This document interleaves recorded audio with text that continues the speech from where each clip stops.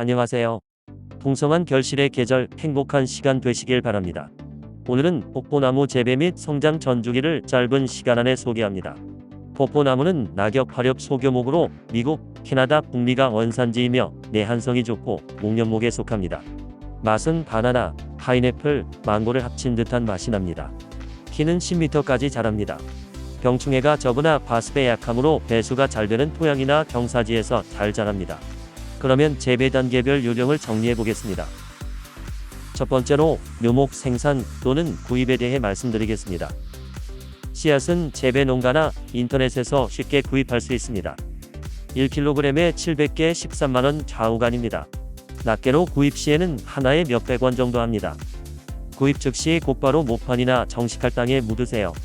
아니면 냉장 보관하였다가 가능한 한 일찍 파종하면 됩니다. 12월 이전에 파종하거나 봄 이른 시기에 파종하면 되고 7월까지 파종해도 발화가 잘 되고 월동합니다. 겉흙은 5cm로 두텁게 하여 늘 습을 유지해야 합니다. 날씨가 따뜻해지면 콩나물처럼 길게 뿌리를 먼저 내리고 5월 초에 새싹을 냅니다. 700개 중 습 유지만 되면 불량 씨앗을 제하고는 100% 발화됩니다. 품종은 숫기에 따라 조생종, 중생종, 만생종으로 구분되며 크기에 따라 중과, 중대과, 대과로 구분되므로 취향에 따라 선택하시면 됩니다. 품종은 대략 30여 종이며 대표적 품종을 보면 극조생종 중대과 썸머 딜라이트, 과육이 무른 조생종 망고, 극만생종 레베카 골드, 좋은 향을 가진 쉐난도어, 풍미가 뛰어난 야생 개체 중에서 선발된 오버리스 등입니다. 묘목 구입은 저희 계룡산 세목폭포 010-8310-4669에 문의하시면 전목묘와 실생묘를 소중히 준비하고 있습니다. 전목묘의 가격은 27,000원입니다. 100주 이상 구매하시면 22,000원입니다. 품종은 선플라워, 레베카 골드, 다비스, 썸머 딜라이트, NC-1입니다. 실생묘의 가격은 30cm 5,000원, 40cm 7,000원, 60cm 이상 8,000원입니다. 20cm 되는 4,000원입니다. 두 번째로 식재에 대해서 말씀드리겠습니다. 과원 준비는 배수를 첫째로 고민해야 합니다. 뽀뽀는 과습에 약하긴 하지만 한편으론 습을 엄청 좋아합니다. 논에는 반드시 포크레인 작업으로 두둑을 1m 이상 높게 두루어야 합니다. 아니면 유공간을 매설하여 배수를 하는 것도 방법입니다. 평평한 밭은 두둑 작업을 하거나 장마철 물이 흐르는 곳으로 배수로를 내어줍니다. 경사진 밭이나 임야에서는 배수가 잘 되므로 안전합니다만 경사진 밭이어도 집중 호우 시에는 빗물이 고이거나 집중되는 곳에는 배수로를 내어줍니다. 영상에서 보듯이 임야에는 산등성이 보다는 계곡 쪽으로 심으시면 자연 배수와 습유지에 최적이어서 매우 잘 자랍니다. 식재 간격은 보통 3에서 5m 간격으로 식재합니다. 묘목 소유량은 1000평 기준가로 세로 5m 간격 식재 경우 약 130주, 4m 200주, 3m 360주 소유됩니다.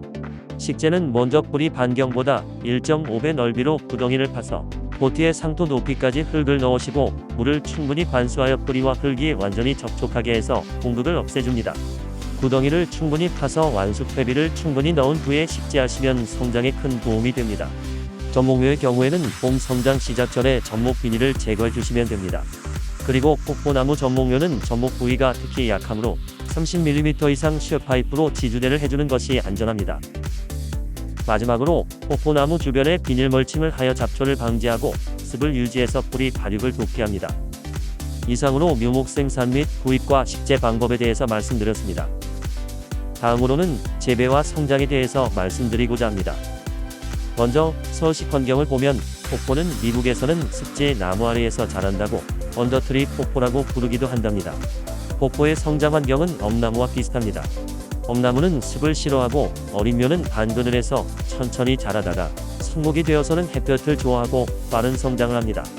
이와 같이 뽀뽀도 어린 묘목 일대에는 반그늘에서 잘 자라고 성장 시부터는 햇볕을 좋아하여 빠른 성장을 합니다. 뽀뽀는 식재 후 2년간은 뿌리 성장에 집중하여 당심을 받느라 성장이 더디지만 3년째부터는 빠른 성장을 합니다. 어린 묘목 식재 후 차광막을 묘목 위에 설치해주기도 합니다. 12방법은 뽀뽀나무는 유기질 토양에서 잘 자라므로 열매를 채취한 후 봄이 오기 전까지 충분히 유기질 퇴비를 살포해주세요. 과장해서 유기질 양분을 공급하는 대로 뽀뽀나무는 모두 흡수하여 잘 자란다고 보시면 됩니다. 제초 방법은 첫째, 제초 매트를 과원 전체에 씌우는 방법입니다. 제초 매트의 경우 순 유지에 도움이 되기도 하지만 관수에 방해가 되기도 합니다. 가뭄을 대비하여 관수 시설을 설치하는 것이 좋습니다. 또한 매년 퇴비 살포시 열어서 작업해야 하는 불편함이 있습니다. 둘째, 들묵새와 같은 초생 식물을 재배하는 것입니다. 들묵새는 제주도에서 자라는 식물로서 9월에 파종하면 늦가을까지 충분히 자라고 봄에 타 잡초보다 우세하여 자라다가 6월 이후에는 죽어서 땅에 양탄자처럼 드러누워 잡초 방제 효과를 보실 수가 있습니다. 셋째로는 수고스럽긴 하지만 자라는 잡초를 1년에 3회 정도 예초해주는 방법입니다. 전정은 수미터까지 뽀뽀나무가 자라면 강전정을 해주고 매년 수목의 3분의 1 이하로 합니다. 주간 윗부분 3분의 1을 자르면 아래 주간에서 새로운 가지가 나오므로 과감히 자릅니다. 잘라진 부위는 톡신, 패스트나 실바쿠 같은 용제를 도포하여 병균이 침입하지 않도록 합니다. 전정을 하는 이유는 태풍이나 강한 바람을 피하고 나무가 낮게 자라 아랫부분에서 열매를 맺어서 수확하는 데 편하게 하고 매년 수확량을 고르게 조절하고 햇빛과 바람이 잘 통하게 하여 건강한 생육 환경을 조성해주고 내병성을 높여서 나무가 건강하게 자라게 하는데 목적이 있습니다. 전정 방법으로는 정화우세성에 따라 위로나 가운데로 솟은 가지와 도장지를 제거하고 처진 가지와 아래 위 중복된 교차지, 죽은 가지를 먼저 잘라줍니다. 그리고 키를 낮춰서 수영이 옆으로 퍼지게 합니다. 그리고 가능한 한 주간에서 가지가 멀리 나가지 않도록 먼 가지를 잘라주어서 주간 가까이에서 열매를 맺게 합니다. 하지만 너무 낮게 열매를 맺으면 지면에 닿아서 병충해 등에 약하게 되므로 과하게 낮게는 피합니다. 가지수가 많아서 복잡한 부분은 가지를 잘라서 적절히 배치합니다. 전정 시에는 꽃눈을 다치지 않게 합니다. 그리고 잎눈의 배치나 꽃의 배치를 적절히 해줍니다. 꽃눈 윗잎눈은 3개 정도 남기고 나머지는 전정합니다. 그러면 주간으로부터 멀어지지 않고 주간 가까이에서 가지를 골고루 내게 되고 추후 선택적으로 가지를 유인해 나가면 됩니다. 포포 열매는 햇빛에 노출되면 겉이 검게 착색되므로 잎을 적당히 달아서 햇빛 노출을 피하게 합니다. 이를 위해 전정을 아예 하지 않거나 키만 낮추는 전정 방법을 택하는 농가도 있습니다. 꽃을 솎아내거나 적과하는 방법은 한 가지에 한 송이 2개 내지 3개 정도만 달아서 충실한 열매를 맺게 합니다. 너무 많이 달면 열매가 작아져서 상품성이 떨어집니다. 수분은 선플라워와 같이 자가 수분되는 품종이 있기도 하지만 최소 2가지 품종 이상 식재하시면 안전하게 수분됩니다. 수분은 벌이 아니라 파리나 벌레 같은 곤충이 그 역할을 하므로 생선을 포포나무에 매달아두기도 한답니다. 그리고 포포나무가 고사하는 원인은 크게 3가지로 나눌 수 있습니다. 첫째, 과습입니다. 둘째는 전목묘에서 나타나는 전목거부 반응에 의해 오리지널 대목이나 뿌리에서 돋는 새순의 성장을 그대로 두는 경우입니다. 반드시 조기에 제거해 주셔야 합니다. 셋째로는 병충해에 의한 고사입니다. 병충해 방제를 보면 포포나무 천연살충 성분으로 피해가 없다는 얘기를 하지만 병충해는 있습니다. 하지만 포포나무는 다른 과수들에 비하면 정말 총피해는 아주 작은 편입니다. 그리고 포포나무에만 오는 병충해는 아직까지 없습니다. 포포나무의 병해충과 방제를 살펴보면 첫째, 봄에 나무 종류가 뚫고 들어옵니다. 어린 나무 같은 경우에는 쉽게 고사합니다. 둘째, 잎이 나기 시작하면 여름까지 자벌레가 붙어서 잎을 갉아먹습니다. 셋째, 가을에 갈색 날개 매미충이 가지에 알을 깝니다. 넷째, 유리나방 또는 비슷한 벌레의 피해가 있습니다. 기타 선녀벌레의 피해 등이 있습니다. 방제약을 살포하거나 백도제를 바르면 대부분 해결된다고 합니다. 병충해 방제에 대한 정보는 서산탑돌농원 블로그에서 발췌하였음을 참고 바랍니다. 다음, 네 번째로는 수확 및 보관에 대해서 말씀드리겠습니다. 품종에 따라 이르면 8월 말부터 수확이 시작되며 10월 초까지 수확합니다. 제일 쉬운 수확 방법은 포포 열매가 스스로 숙성되어서 바닥에 떨어지면 수확하는 것입니다. 이때 당도가 제일 높을 때이므로 바로 드시거나 이웃에 나눔하고 가공 목적이라면 추천합니다. 그러나 포포 열매는 부숫과일 특성상 수확 후 3일 경과 후에 먹으면 맛있습니다. 소비자가 주문 수령 후 바로 드시거나 며칠을 냉장고에 두고 드실 수 있도록 수확 시기를 맞추어야 합니다.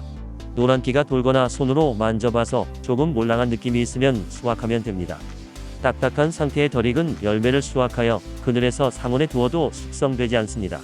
몰랑한 폭포를 일주일 이상 숙성하면 홍시처럼 흐물흐물거립니다. 3주 이상 보관을 원하면 적절히 숙성된 폭포를 냉장실에 보관하시면 됩니다. 숙성되어 몰랑한 폭포는 고구마처럼 껍질을 쉽게 벗겨서 드실 수 있습니다. 다음은 마케팅 및 포장, 예상 수익에 대해서 말씀드리겠습니다.